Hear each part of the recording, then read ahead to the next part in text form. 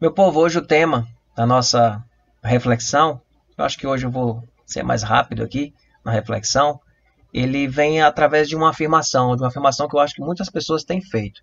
Me sinto perdido, perdida e sem esperança. Acho que tem muita gente que está sentindo isso, sabe? Esse sentimento meio perdido, sabe? O que é que eu vou fazer?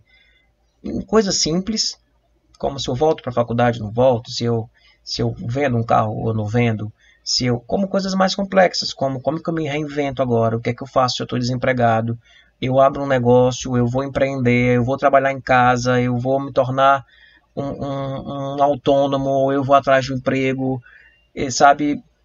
Então, ou pessoas que estão enfrentando adoecimento, e sabe, um adoecimento, como a gente tem aqui vários casos de adoecimento já em casos complicados, em casos de risco. Então, assim, a gente está vivendo um momento onde não é difícil alguém afirmar isso. Eu me sinto perdido e sem esperança.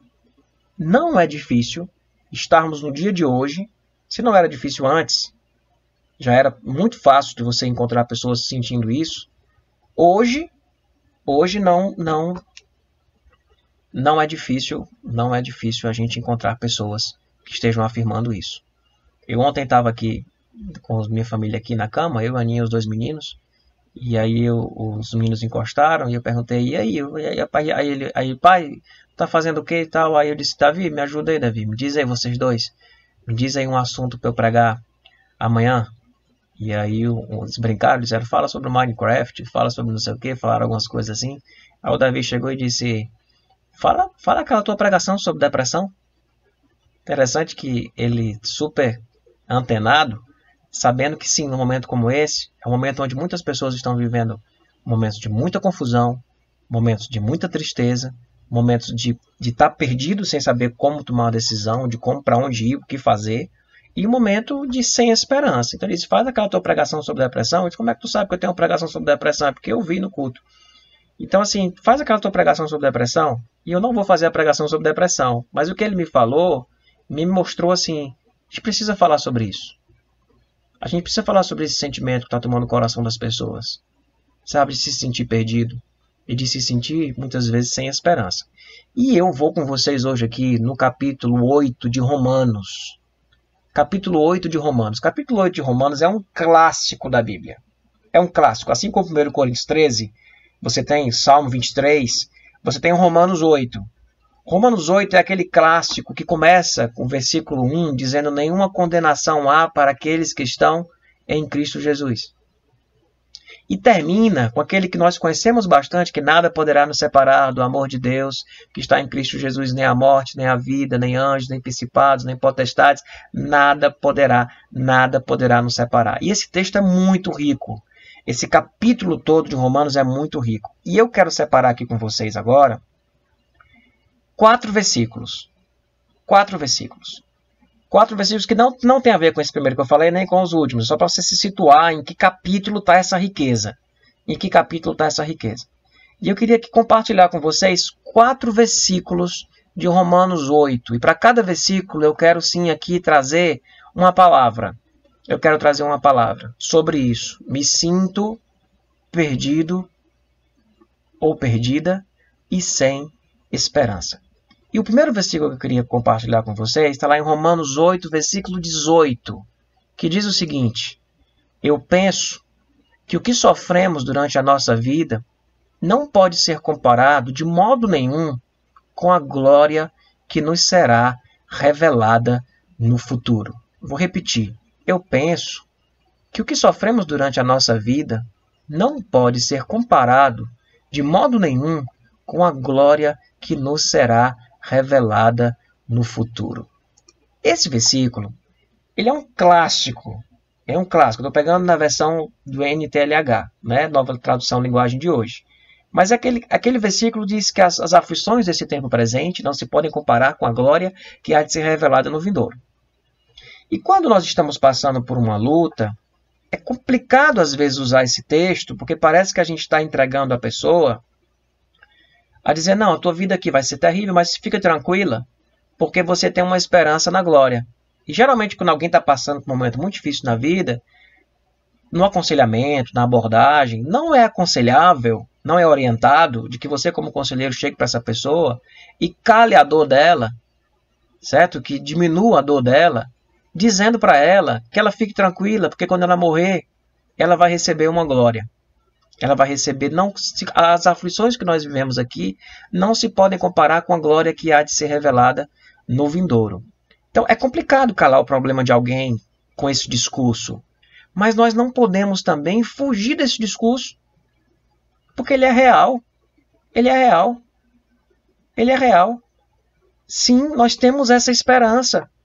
E no momento que nós estamos assim enfrentando situações também de adoecimento, em situações de gente na UTI, ninguém quer que ninguém morra.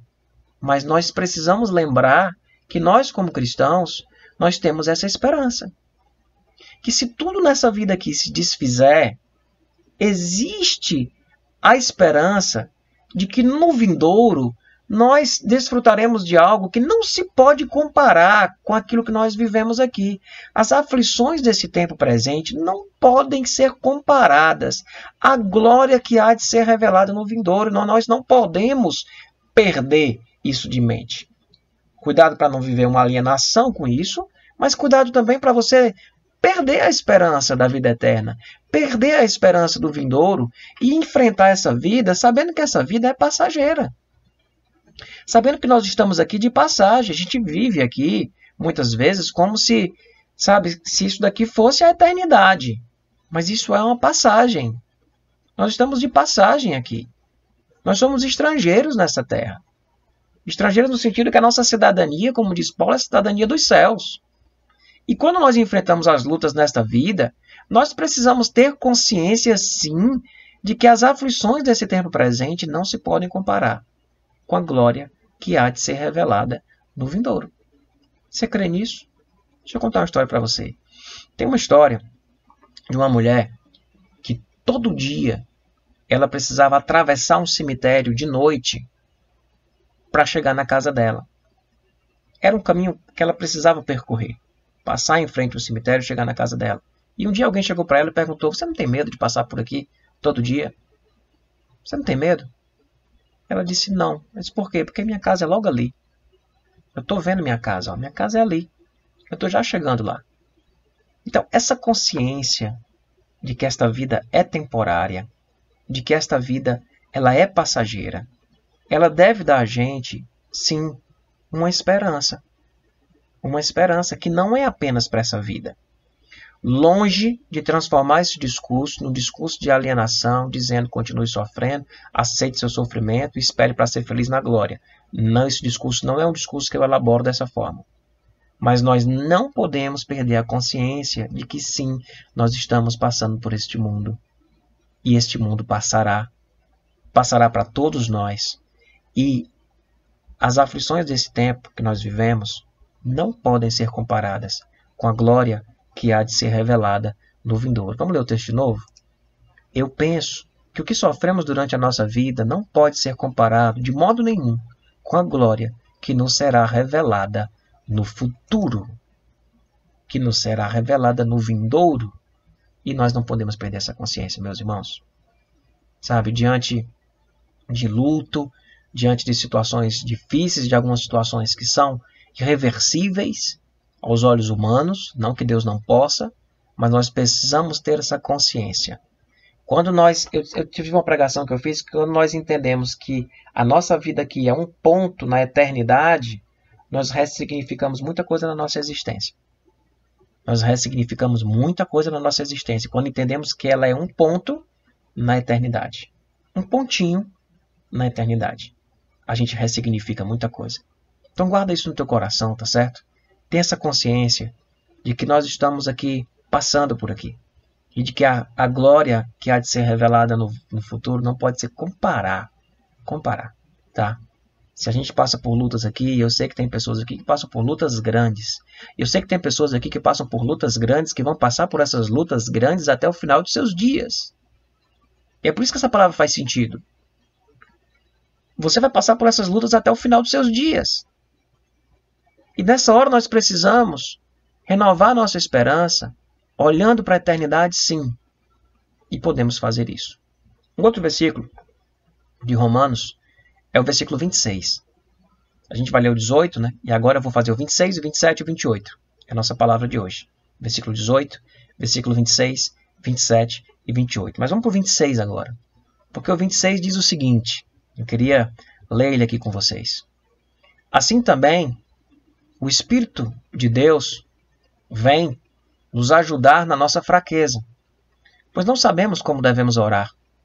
Mas o Espírito de Deus, com gemidos que não podem ser explicados por palavras, pede a Deus em nosso favor. Meus irmãos, o que esse texto traz para a gente é uma verdade maravilhosa. De que o Espírito Santo de Deus que habita em nós, ele ora por nós. Ele intercede nas nossas fraquezas porque nós não sabemos como orar. Lembra a história Me Sinto Perdido? Muitas vezes nós nos sentimos perdidos. Não sabemos nem mesmo o que pedir a Deus, o que orar. E a gente tem a consciência de que o Espírito Santo que habita em nós, ele intercede por nós, ele ora por nós, porque nós não sabemos como orar, é maravilhoso. Eu passei por um momento na minha vida, lá atrás, onde, na minha história com a Aninha, né, jovem, com 22 anos, e a gente começando um namoro, e teve uma hora que a gente não sabia se era para continuar o namoro, se não era. A gente terminou o namoro, não sabia se era para voltar ou se não era. Parece uma coisa simples, né? Mas vai conversar com jovens para saber se isso é simples. Vai conversar com as pessoas que não tomaram decisões corretas, se elas acham que esse momento é um momento simples. E nesse momento eu lembro que eu me senti completamente perdido. E eu fiz uma oração lá em Boa Viagem, frente para aquele mar cheio de tubarão. Eu fiz uma oração dizendo: Pai, eu me sinto completamente incompetente de discernir a tua vontade. Eu não consigo entender o que é que o Senhor está querendo. Eu não sabia o que orar. Se era para orar, para tirar ela do meu coração e eu viver outra coisa. Se era para orar para a gente se reencontrar. Eu não sabia o que orar. Eu não sabia o que pedir. E eu declarei diante de Deus a minha incompetência de discernir a vontade dele. E aí, olhando para esse texto, eu sei que não foi simplesmente essa oração. Independente desta oração, o Espírito Santo de Deus que habita em nós, o Paráclitos, que é o nosso ajudante, ele intercede por nós porque nós não sabemos como orar. Não sabemos. E ele ora por nós. E eu dou glória a Deus por isso, porque se eu quisesse ser o detentor do conhecimento da vontade de Deus, talvez eu tivesse feito coisas erradas. Eu tivesse tomado uma decisão equivocada. Mas não, eu coloquei diante do Pai, eu coloquei diante de Deus, e mais do que isso, o Espírito Santo de Deus naquele momento estava intercedendo por mim. Quarta-feira agora, eu e a Aninha vamos fazer 20 anos de casado.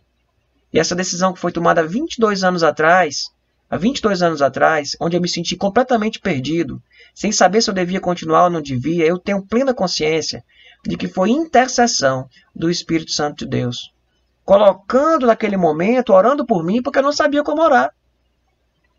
E aí o Espírito vai e intercede.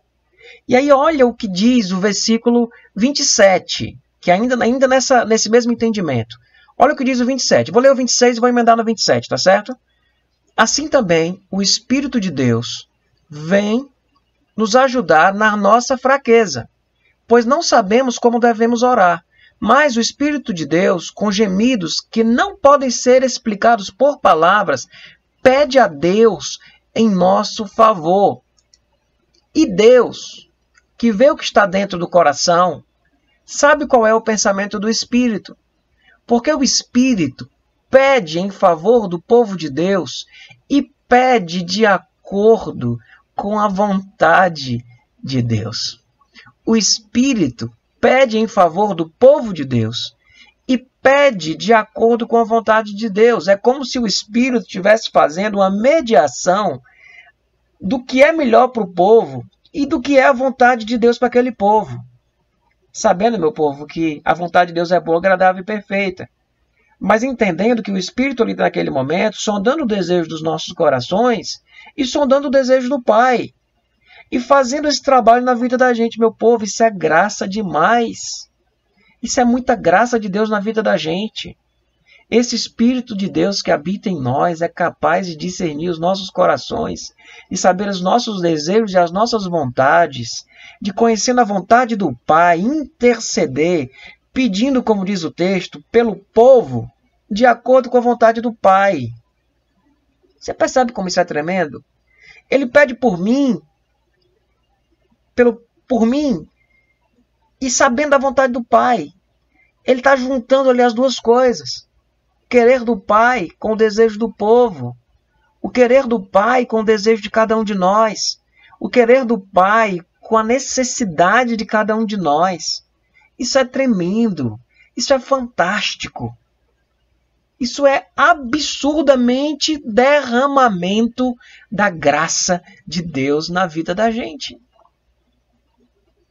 E é nesse momento que a gente se sente perdido, como é bom a gente saber que existe um Espírito Santo de Deus, que conhece o nosso coração, que conhece a vontade do Pai e que faz essa oração por nós, porque nós não sabemos como orar.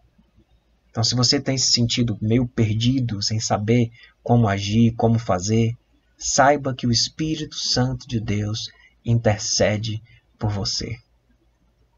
Jesus tem a intercessão pelos nossos pecados. Mais à frente, no Romanos, esse texto de Romanos é fantástico. Mais à frente ele vai dizer que Jesus está à direita do Pai e intercede por nós, pelos nossos pecados. Intercede por nós. É nosso intercessor. Aquele que diz, eu morri por eles. É perdoado o pecado deles. O Espírito intercede por nós para que a vontade do Pai seja feita na nossa vida. O Espírito intercede por nós porque nós, nas nossas fraquezas, nós não sabemos como orar. E em muitas circunstâncias na vida da gente, nós nos sentimos perdidos. Você está se sentindo perdido? Que na hora que você pega para orar, você não sabe nem o que pedir? Você pede, mas tem certeza que você não está pedindo bem pedido? Relaxa. Relaxa. Continua orando.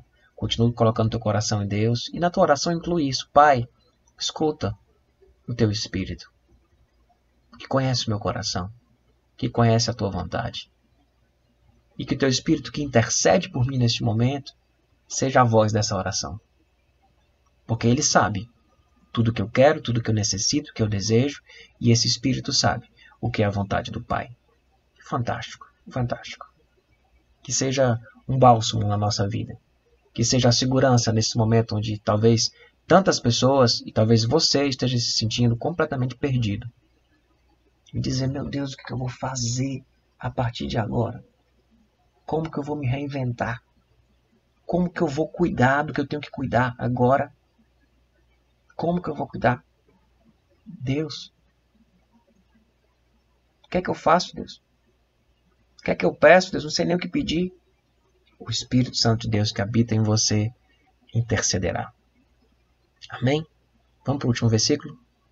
O último versículo diz o seguinte, ainda em Romanos.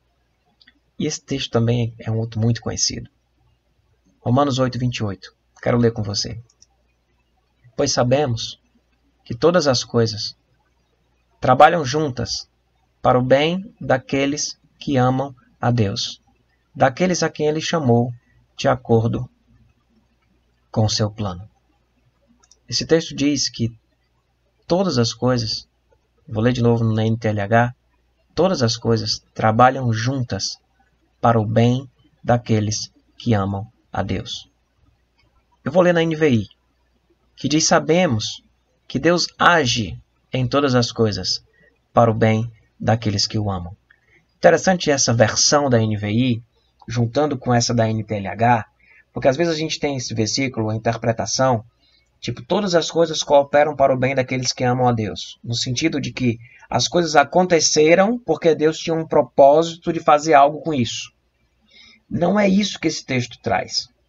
O que esse texto traz é que Deus age em todas as coisas, fazendo com que todas essas coisas cooperem para o nosso bem. Então aconteceu uma tragédia. Não foi Deus que fez aquela tragédia. Não é que Deus tenha feito aquilo para cooperar, mas no momento que acontece uma coisa ruim na vida da gente, Deus está agindo no meio das coisas ruins que acontecem na vida da gente. Ele está agindo para que essas coisas possam cooperar para o nosso bem. Você adoeceu. Deus vai agir no meio desse adoecimento para que esse adoecimento coopere de alguma forma para o seu bem. Você perdeu o emprego. Não foi Deus que fez você perder o emprego, mas no momento que você perdeu o seu emprego, por causa de uma pandemia, de uma questão econômica, Deus vai agir nessa situação para que essa situação, de alguma forma, coopere também para o seu bem. Entende? Então, quando a gente vê na versão NVI, ele diz: sabemos que Deus age em todas as coisas para o bem daqueles que o amam. Quando a gente vai na NTLH, pois sabemos que todas as coisas trabalham juntas para o bem. Então nós temos nesse versículo, às vezes a gente tem uma interpretação como assim: todas as coisas cooperam e a gente precisa aceitar as coisas que acontecem, porque todas as coisas cooperam. Não é nesse sentido. É no sentido de que Deus age em todas as coisas de uma forma que todas essas coisas possam cooperar para o bem daqueles que amam a Deus.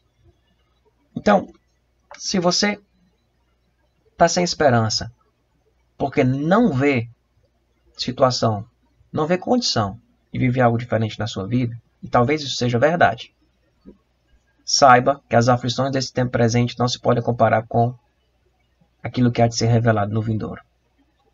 Renove sua esperança na eternidade. Se você está perdido, saiba, de acordo com Romanos, que o Espírito Santo de Deus intercede e faz esse casamento da vontade do Pai, com desejo e necessidade do nosso coração, e ora por nós porque nós não sabemos como orar.